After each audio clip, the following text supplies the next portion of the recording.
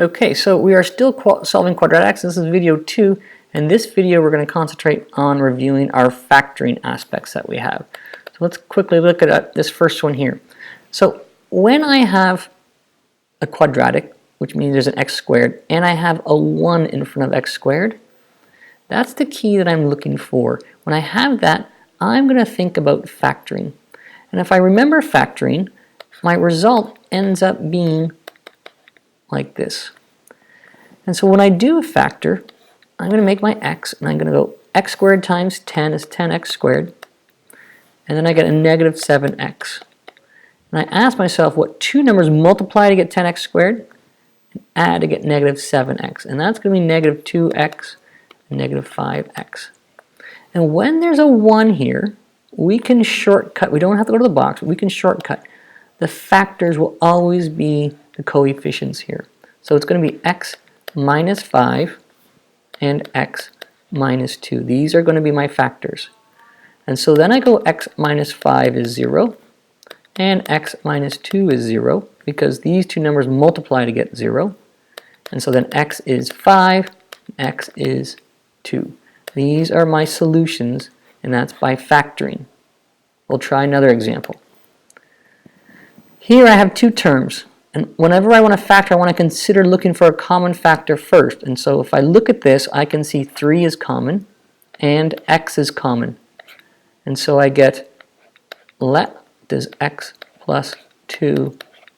Now again, I have two numbers. This is one number, 3x, times x plus 2 is 0. So that means 3x could be 0, or x plus 2 is 0. Divide by 3, and x equals 0. Subtract the 2, x equals minus 2. These are my two answers by common factor. Always look for the common factor first. It's the easiest kind, but people often forget about it and then they get stuck. But common factor. And finally, we have this one here where the leading coefficient is not 1. That 2 there. And so this one is a little more complicated, and there's lots of different ways to do it.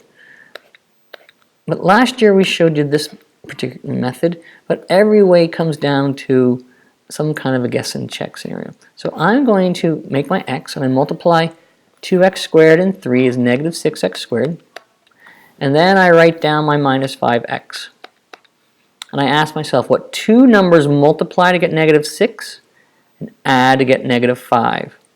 Well, negative 6 plus 1x will multiply to get 6x squared negative and a negative 5x. From here, now I'm going to go to the box. And the box consists of this. This goes into the box. And so I can have 2x squared and negative 3 from those first two. And then I have two boxes to put the negative 5x. But it doesn't fit there unless I go in this particular way. I'm going to go negative 6x and x. Now I go backwards and look at a factor. Any factors between x and minus 3 is just 1. Factors between 2x squared and negative 6x is 2x. Factors going up, I get x. Factors going this way, this sign is the boss, so it's going to be negative 3. Here the sign was the boss, was a positive 1. So if I take this and plug it into my factors, I get x minus 3 and the 2x plus 1. Doing a quick check, I know that's 2x squared. That's minus 6x. That's plus x, and that together gives me minus 5x. And finally, negative 3 at the end when I multiply. Alright, so now continue to solve. And we say x minus 3 is 0. And 2x plus 1 is 0. So x equals 3. And 2x equals negative 1. X equals negative 1/2. These are my solutions. X equals 3. If I think about this graphically, I know I typically believe there's going to be two answers. This works for all quadratics. And graphs of quadratics look like U's.